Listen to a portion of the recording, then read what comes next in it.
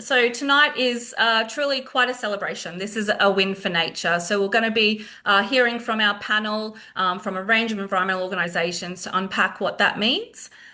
So before we begin, though, I just want to firstly acknowledge country. I'm here today in Meanjin on the lands of the Yagara and Turrbal people, and pay my respects to their elders, past and present, and acknowledge the important and continuing work they do to care for this country.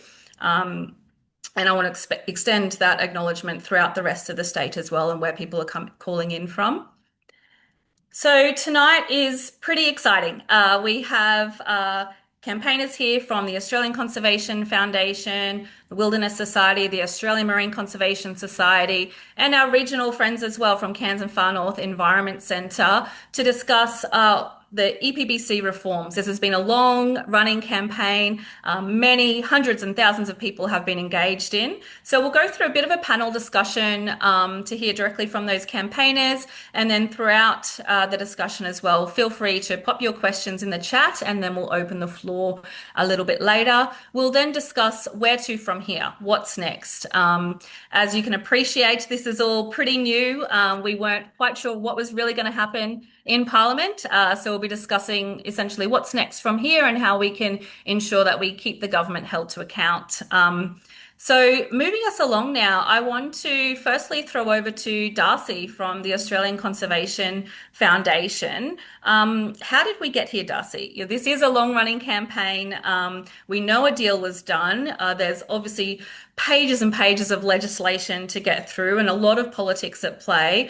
And I do remember it was back in 2022 when Tanya Plibersek, the then Environment Minister, announced the Nature Positive Plan here in Brisbane, and we thought, yay, this is happening. It's all getting done. But 3 years later, something very different unfolded. So over to you, Darcy, to talk us through what has been happening. Thanks so much, Natalie. And yes, I love looking at this photo because it reminds me of what a long and hard-fought battle this has been. This photo here is nearly 10 years old. Our outgoing CEO, Kelly O'Shannessy, and James Trezise, who's now at the Biodiversity Council. Lots has changed, and this has been a long, long road, which we'll talk to a little bit. But yeah, first of all, I'm so happy to be here with all of you. My name is Darcy Carruthers, and I'm from the Australian Conservation Foundation. I'm joining you from much further south on beautiful but freezing unceded lands of the Wurundjeri people of the Kulin Nation. And as Natalie said, I'm also so chuffed to be here with you tonight because the rewrite and last week's passing in Parliament of the updated Environmental Protection Biodiversity Conservation Act, unfortunately, they didn't change its name, is a historic step in the right direction for Australia's wildlife and forests and all of us who depend on them. And the good bits in these reforms really are cause for celebration. So, a quick look back. As many of you will know, the EPBC Act was made in 1999 by the Howard government. And it's basically a series of processes at the discretion of the Environment Minister of the day that has, in Professor Graham Samuel's words, failed abysmally to protect nature on this beautiful continent. And we certainly know that to be true. As I'm sure you're all aware, Australia is a global deforestation hotspot. We're very good at knocking down trees, and unfortunately, nowhere more so than in the beautiful state of Queensland. We have around 2,500 plants, animals, and ecosystems officially recognized nationally as being threatened with extinction. And we know the reality is almost certainly much, much worse than that number. So many organizations have been active in campaigning for an overhaul of this system for, yeah, about a decade, as this picture reflects. And following now opposition leader Susan Lee's commissioning of the Samuel Review of the Act, which was released in 2020, there was then broad consensus on the need for change. And of course, Anthony Albanese brought the promise of environmental protection reforms to the election in 2022. So back to the here and now.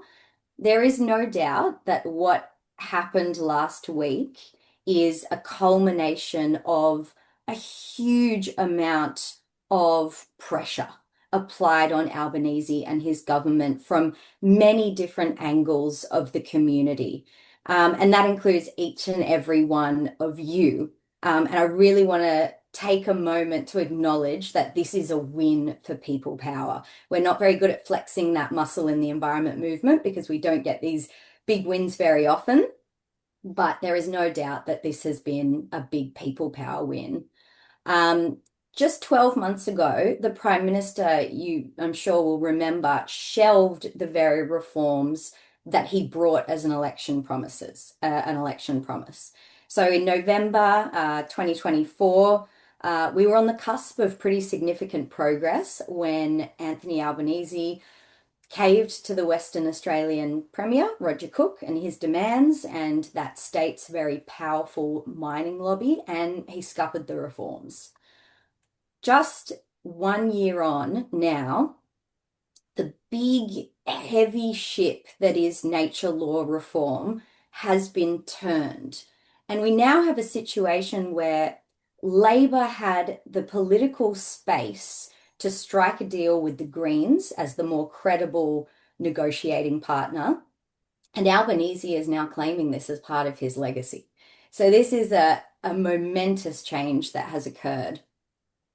And before we get into the details of the reforms, some of the great changes they contain and the places where they certainly fall short, I just would like you to check in with yourself and ask yourself the following questions.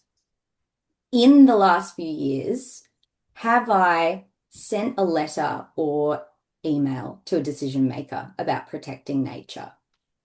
Have I signed a petition? Have I shared content from QCC or ACF or any of the other environment orgs that are here this evening? Have I made a submission? Have I attended an event, perhaps, or met with, or emailed, or called my local MP's office?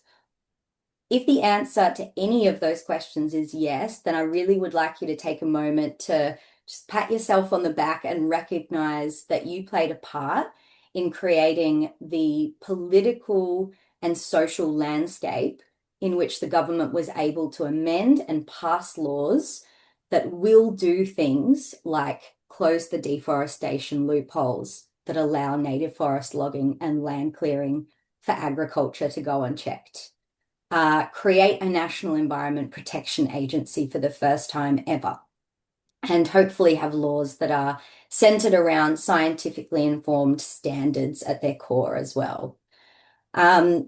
So make no mistake, I'm not saying for a moment that these reforms are perfect and will address all the threats facing nature. Us campaigners are certainly not out of a job, but I do want to encourage all of us to take this moment to recognize the work that all of us have put into this, including each and every person here tonight, um, and and really feel proud of yourselves that you've stepped up for nature and you've been that voice, because this is change that has been really hard fought. So we need to celebrate.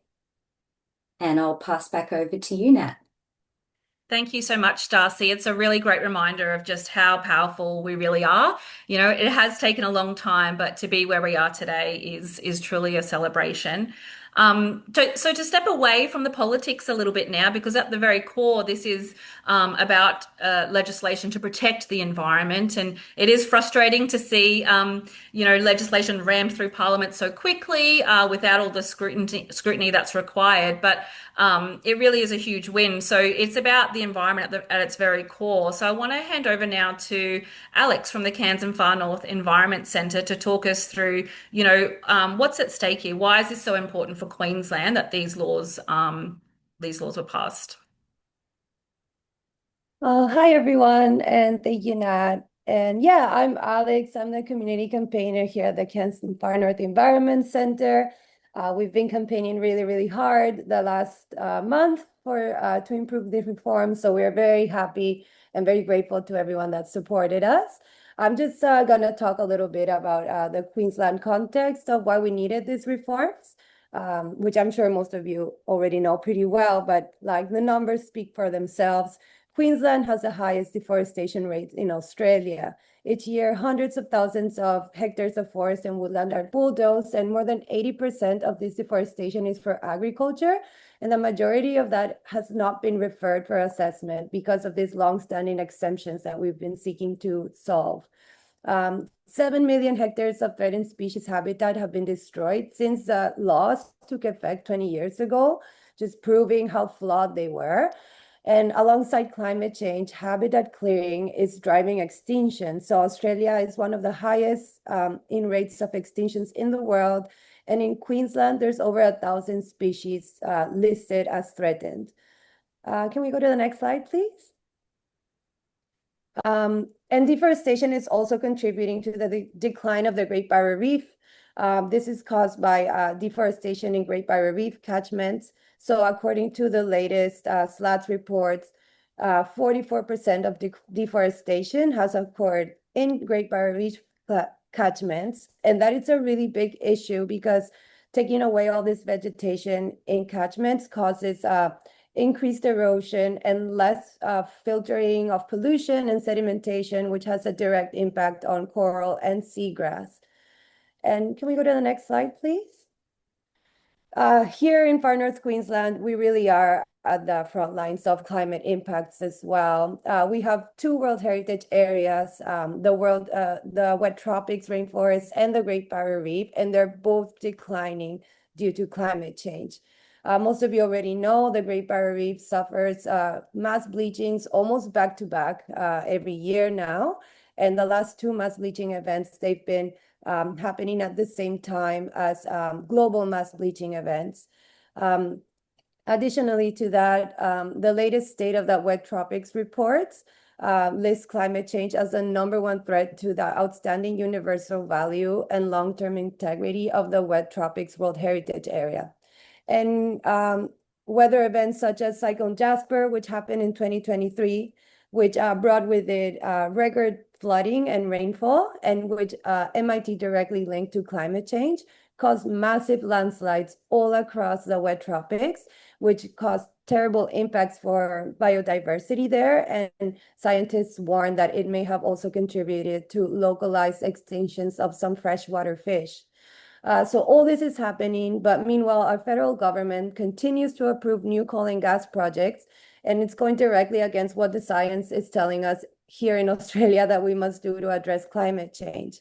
So that's another big gap that is still in the nature laws, is that the federal laws don't acknowledge climate damage in its assessments. So when a coal and gas corporation submit a project to be assessed, this assessment does not require to look at emissions from burning that coal and gas and what that harm would cause to our precious ecosystems that are already suffering. So that's just a little bit about Queensland and Far North Queensland and why we needed these reforms. Thank you so much, Alex. And it's been incredible to see, the people power on the ground up in your region calling for these laws and working quite closely with your local federal member up there to putting pressure on him. And, all of this is really devastating to see. And that's why it's so hard to watch, politics influence, these kind of outcomes on the ground here in Queensland. And, one of the key demands we've all been calling for is for the closing of the deforestation loophole that existed in the EPBC Act. And I want to hand over now to Hannah from the Wilderness Society to talk us through what's in these new reforms that went through for deforestation and what does that mean for Queensland's forests? Thanks, Natalie, and hi everyone. Nice to see all your faces. Usually I'm joining you from Yanjin on Yagra and Turrbal country, but tonight I'm coming to you from Awabakal and Worimi country down in Moolabimba, Newcastle. My name's Hannah Shook. I work for the Wilderness Society up in Queensland, primarily focused on deforestation. And for a long time, we've been asking the federal government to close legal loopholes in the laws that allow for the hundreds of thousands of hectares of bulldozing every year. As my colleagues have said before me, Queensland is a deforestation hotspot, and the Wilderness Society's analysis shows that actually since Albo got in 2022, a staggering 1 million hectares of forest and bushland has been destroyed. And we know that this, as Alex brilliantly said, has an impact on threatened species habitat for the koala, the greater glider. It's choking our wondrous Great Barrier Reef. It's emissions straight into the atmosphere as forests are bulldozed and left to rot or they're burnt. And yeah, about half of this happens in Great Barrier Reef catchments. And we know that the majority of the destruction is to make way for livestock pasture, primarily beef. Sorry, it's been a long day, so if I mess up, please excuse me. But to date, deforestation that is rampant in our state of Queensland has gone out of sight, out of mind for the federal regulator and the federal government. And it's largely gone unchecked because of gaping loopholes in the law. Primarily, there is the provision called Section 43B, the continuous use provision. And basically, this was something that was created back 25 years ago when the EPBC Act was first implemented, that allowed for forests that had once been cleared to be cleared again. It's 2025, and we know that the impact that deforestation is having on threatened species habitat, is having on the climate, and is having on the Great Barrier Reef now. This legal loophole was simply out of date. So what we've seen is the closing of this loophole in 2 instances. So the government has said that they will close this loophole as it relates to high risk land clearing, meaning of vegetation over 15 years old. And a lot of the land clearing and deforestation that we're seeing in Queensland in threatened species habitat in high conservation value forests and bushland is in high value regrowth that is at least 15 years old. And we know that this is huge, right? And this is because of all of the power that we have built together and we have activated together. I love this slide that Natalie's showing on the left. That's just one of many events that we collectively held in the last year to put pressure on federal Labor MPs to close deforestation loopholes so that we can see forests and bushland in Queensland have a fighting chance. So this legal loophole means that vegetation over 15 years old, it's not necessarily protected straight away. However, the law will now apply to this vegetation and importantly to this sector. No longer is there a carve out for agricultural land clearing. The second positive that we see in terms of closing this loophole is that vegetation 50 metres from a watercourse in the Great Barrier Reef catchment will now need assessment in order for land clearing in those areas to go ahead. So no longer can the continuous destruction of Queensland's unique forests and bushland go unchecked. The federal law will now apply to some of that. And we know that the Great Barrier Reef catchment actually overlaps quite overwhelmingly with the Brigalow Belt, which is the major clearing belt in Queensland where we're seeing most of the destruction. So as I said, this is your win. This is our win. This is because of the insane amounts of community pressure that we've put on our federal parliamentarians from the MP meetings that we've all participated in, to the events, to the writing letters, to the petitions, the social media shares. I think Darcy shared a few more. Yeah, it's really been a win for all of us. I will mention that there was one other deforestation loophole that has largely been closed now too. The regional forest agreements, which we don't have one in Queensland, but they relate to logging. And basically, the standards that the federal government will bring in will now need to apply to those regional forestry agreements. So the rules will now need to apply to the forestry sector as well. Yeah, thanks, Natalie. Thanks so much, Hannah. I've been working closely with Hannah over the last 3 years, working on deforestation in Queensland, trying to close some of the loopholes that exist at a state level as well. So it was really incredible to see a huge win at the federal level. And I just want to add a little bit of a tidbit. In this image here, we've got Hannah Thomas in the white shirt, an incredible researcher, and some of her research we've heavily relied upon in our campaigns. And what she saw is that actually forests as young as 3 to 5 years old are supporting threatened species habitat. So a lot of the argument with clearing for pasture is that, oh, it's just regrowth, it's just scrub, it doesn't matter. But actually, the science has told us that, forests as young as three years old are supporting threatened species.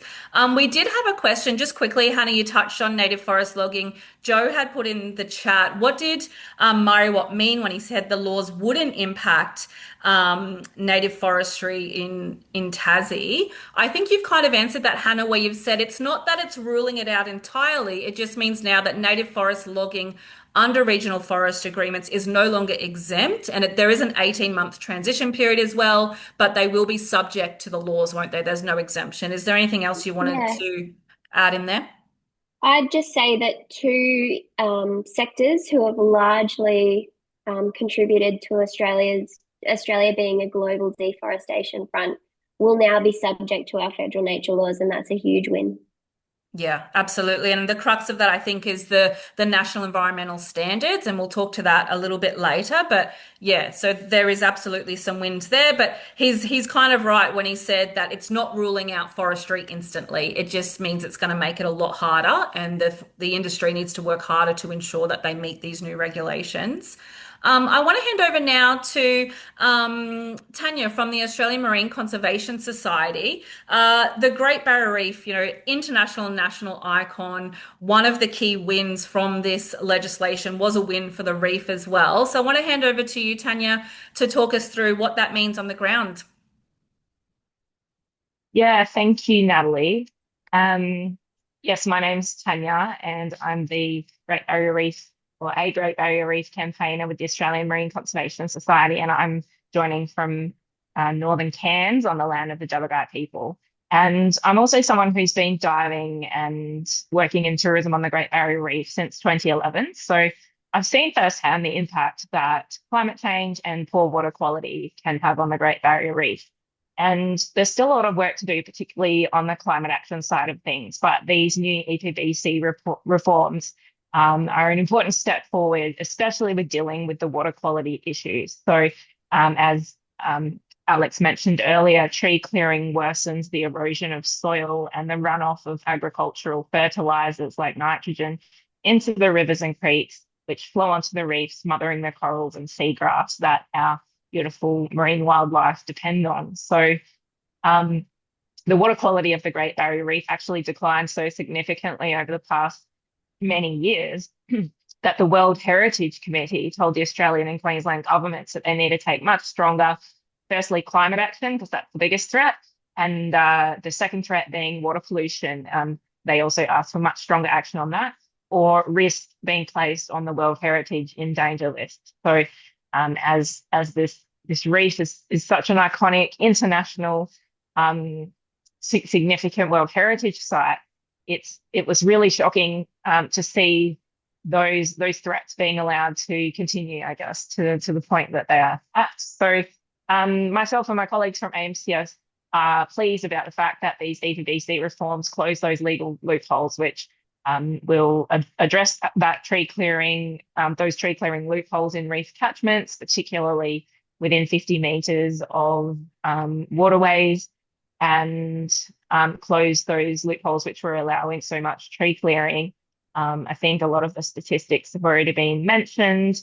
Yeah, so much of that, nearly half of the tree clearing in Queensland was in reef catchments, mostly for livestock pastures, and a lot of that was simply being allowed to continue in the past without very much oversight from the federal government. So, yeah, from the AMCS perspective, this is a massive step forward for the Great Barrier Reef, and it's something that if there's anyone out there who participated in any of the actions, that I really want to thank everyone for getting involved, because we really made an impact, especially in the reef areas, by putting that pressure on, because the fact that they've included that specific point about vegetation within 50 metres of a Great Barrier Reef catchment watercourse in their new laws just goes to show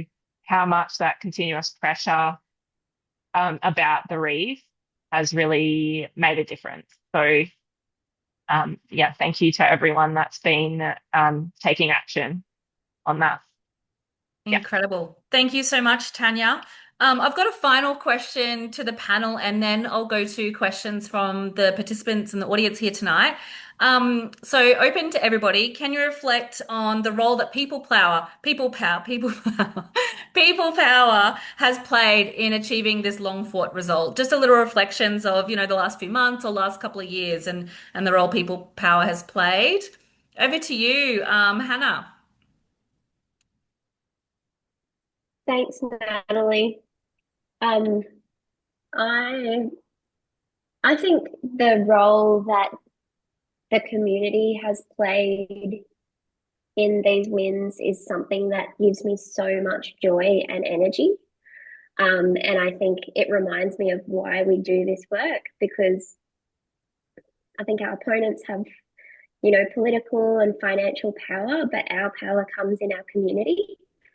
And really, when we do see wins like this, I'm reminded of just how hopeful we can be, and what we're doing is working. We get to have a break now, but we'll keep going, because we've proven that if we keep coming together, then we can get wins for nature. So well done, everyone. Absolutely. Over to you, Alex.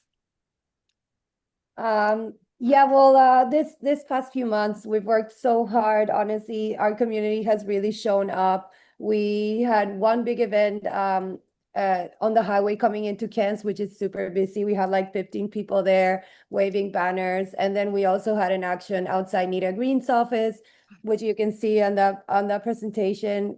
We got to even be the cartoon the next day.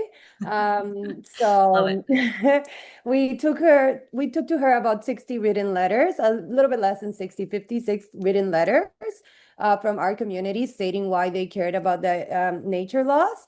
And we had about 16 people come with us there, and it was really, I think it really made a difference for our region to be informed, to act, and really show that what we have is people power. When big corporations have money and lobbying, we have people power. And yeah, I think we showed our members that what we cared about, and that's really inspiring. And yeah, let's keep going. Yeah, absolutely. I know I definitely hear what you're saying as well, Hannah, like going to events and being part of these, snap actions and mini protests is so energizing when it's can be, really long, hard work and a lot of detail in messy policy bits, but to connect with people and stand up and hold those signs. I remember that one of the first events we did just a couple of months ago when we really kicked off here in Kangaroo Point. We were there with our koala suits and colorful signs, and we got so many honks from people. I was like, Oh wow, are they happy? Like I wasn't expecting so many honks from the traffic as they went by, and I was just smiling the entire day. So it was really incredible to be connecting with, people in their cars on that level. But over to you, Tanya, for how you're feeling as well in the work that AMCS has done. Yeah. I think we really needed this win, I guess, because everyone's been working really hard. And yeah, we also did sign Waving by the Highway, which was, I also didn't think I was going to enjoy it so much. But when you have so many people tooting their horns, then you know that everyone really does want the best for nature in Queensland, and the majority of society are on our side, and we just have to show up in our numbers and prove that, and it does actually work. And yeah, it gives me a lot of hope going forward that step by step we're going to achieve all of the other things that we want to achieve as well. So yeah, keep going. Absolutely. Very good statement to end on because we do need to keep going as well. Like, this isn't the end of the campaign. Essentially, there's a lot of work we need to do to keep the government held to account and keep up this momentum as well. But yeah, I just want to share there's a couple of photos from events we've done over the last couple of months, and really, it's been really great to engage with new audience as well on this issue.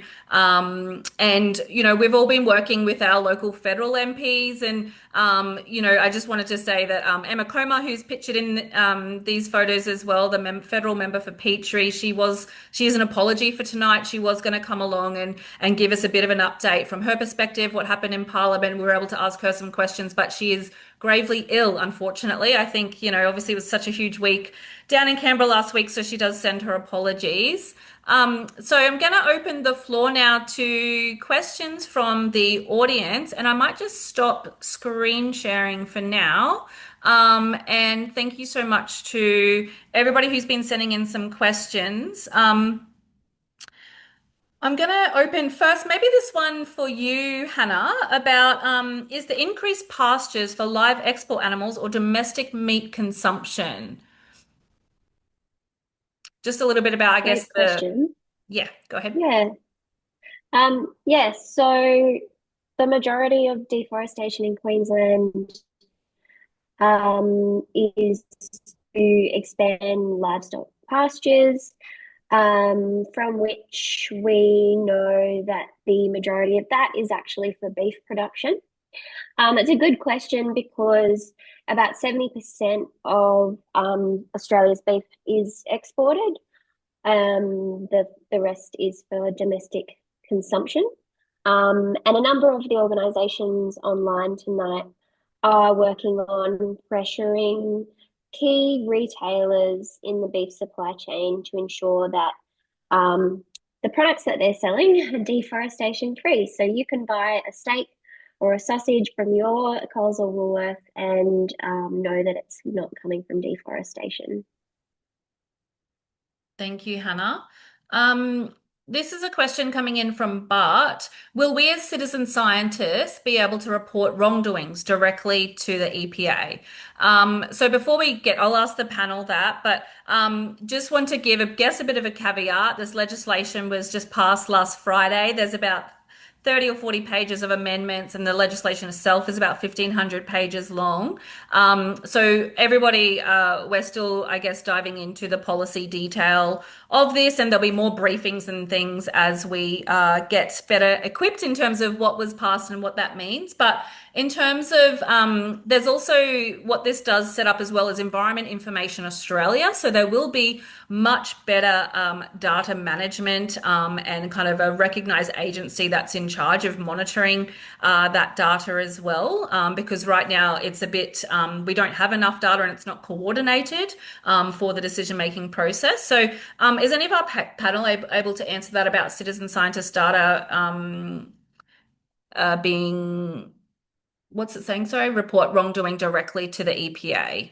I think that was one of the Wilderness Society, Hannah, one of the kind of community asks you had as well, I think, wasn't it?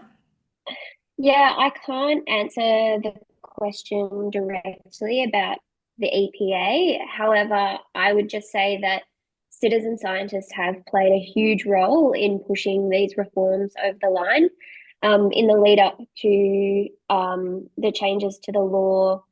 I'm sure other organisations did this, but the Wilderness Society referred at least 26 instances of potential illegal clearing, and that was all found by citizen scientists. So, the more that the community can be involved in decision making, we're all for that. And, it shouldn't be up to not-for-profits and citizen scientists to do the job. So hopefully we see a strong EPA that I believe will prioritise illegal land clearing.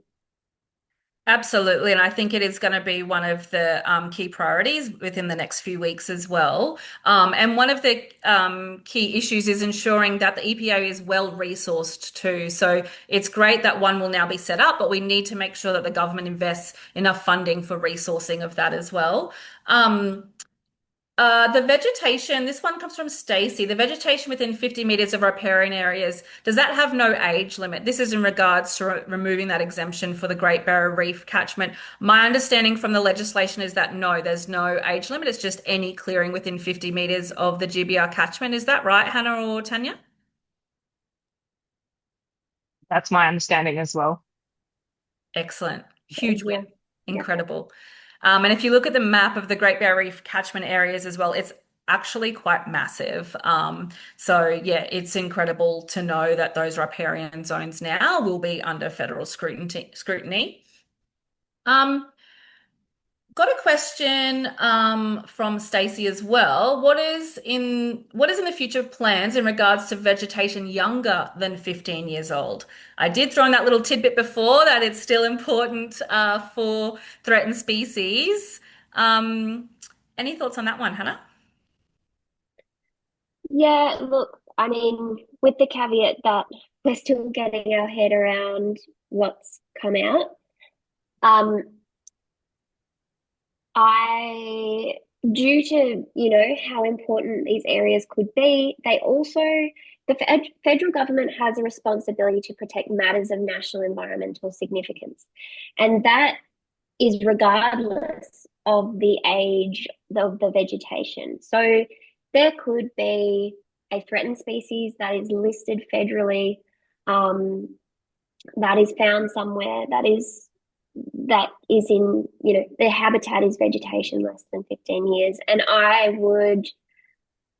I'm looking forward to how we can test these new laws to make sure that the species and the ecological communities that the federal government has a responsibility to protect under these laws, how the new laws can be tested, basically, to go a little bit broader than the amendments that we've gotten, even though they are a pretty great step in the right direction anyway.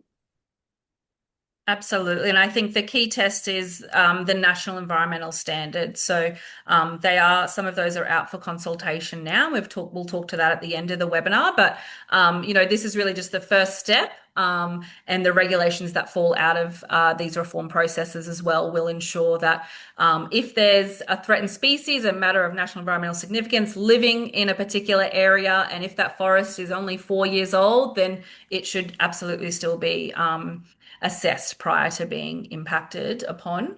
Who can talk to me about mangroves? Linda asks, what about mangroves? Are the laws including these ecosystems?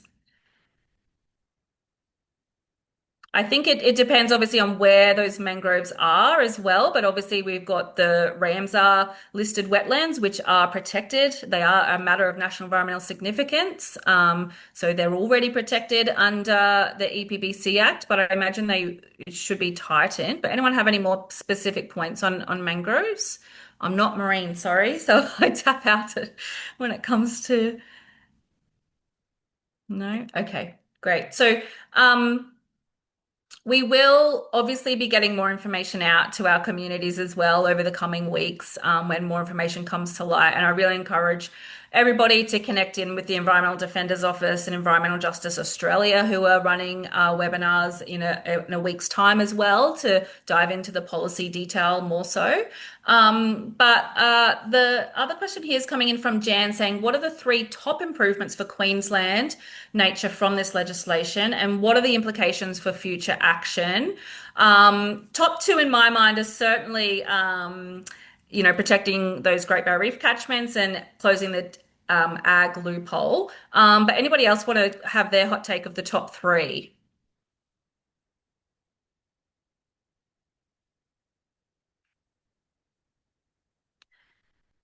I think one of the other key wins we did get was ensuring that polluting industries like coal and gas mines aren't going to be able to use the streamlined assessment process. So one of the new proposals under these reforms was a more streamlined process. So that meant the government was essentially going to assess and approve these projects within 30 days. And that could mean they could assess and approve a coal mine within 30 days. So those fossil fuel projects have been removed from the streamlining process. So that's certainly a huge win for Queensland as well. We have more coal mines proposed here than any other jurisdiction. So yeah, that's what I think is the top three. But again, as more information comes to light and as consultation wraps up on the national environmental standards, we'll have more information on that as well. I think that's all the questions. Can I add one take? Go ahead, Alex.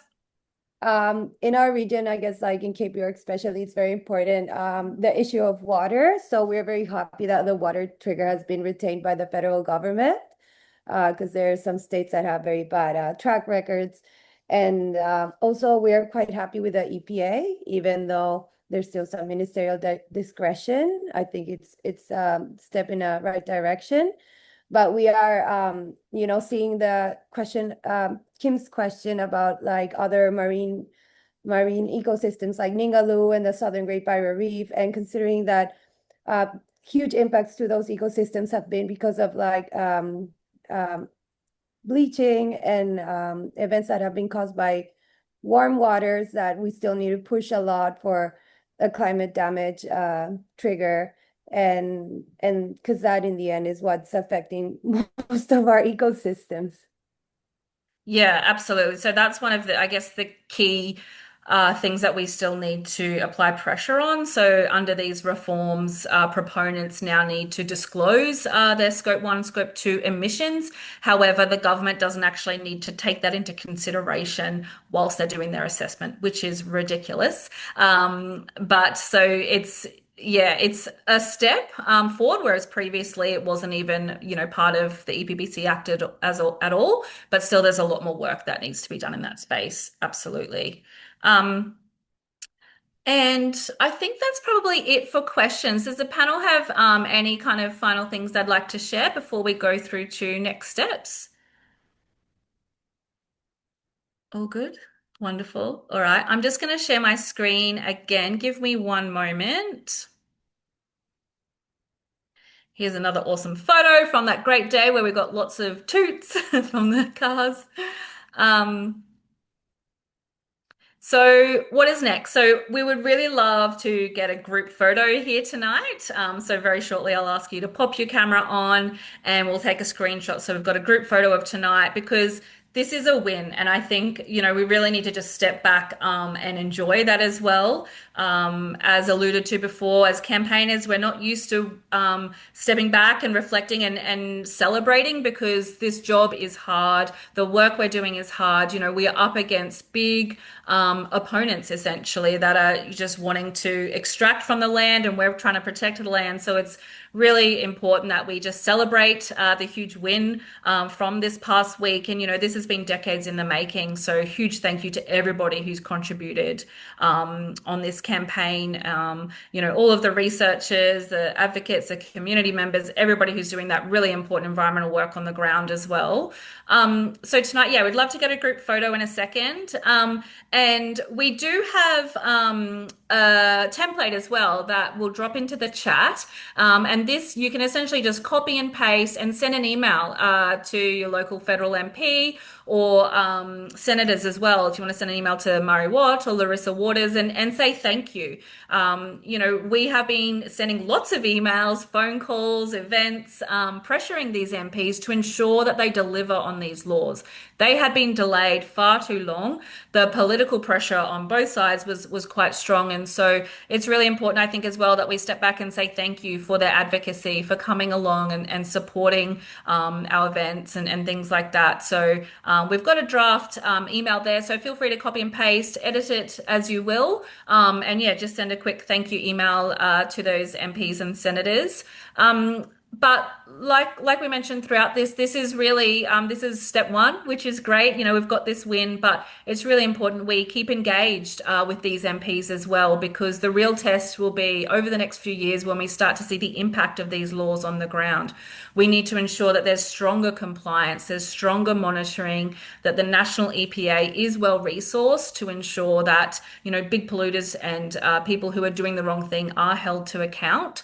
And key to that really is these national environmental standards. So Professor Graham Samuel, this was the pivotal part of these recommendations, was to ensure that these national environmental standards are strong and robust, and essentially any project needs to prove that they can meet these standards in order to be approved. So it's really important that these are done right.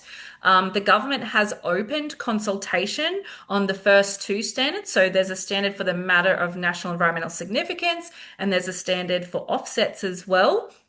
There will be more standards released for First Nations and decision-making processes and community consultation. And I think there's about 6 or so. So they will be released in the coming weeks or months, I'm sure, as well. So there will be opportunity for us to all have our say there. So that's really important to stay engaged in this process. And yeah, it's just really important that we keep up the pressure to make sure that the government does deliver on this. And then in time as well, obviously, we want to see things strengthened. It's really important that climate considerations are incorporated as well. Okay, let's take a photo. If everyone's keen, pop your camera on, please. I'm going to stop sharing my screen right now. So hopefully, oh, wow, I finally get to see everybody. I've been staring at the slides all night. It's so good to see you all. Oh, we've got a group. I love this. A whole big group photo as well. Environmental divers, is it? I can't see your full name. This is incredible. I'm really happy. So yeah, please pop on your camera, big smile, and my awesome Bronwyn, I think. Are you taking the photo there? That's really cool. Okay, keep smiling. It might hurt your cheeks, but it's okay. It's worth it. I'm just gonna there's I think 4 pages is there of people. This is so cool. Oh, hello, Fergus. Hello, Kim. I'm right at the back now, seeing everyone. Hello, everyone pop your camera on. And Bronwyn, give me a big thumbs up. Have you got all the screenshots? Yes. Oh, I'm stoked. Thank you all so much. It's been incredible.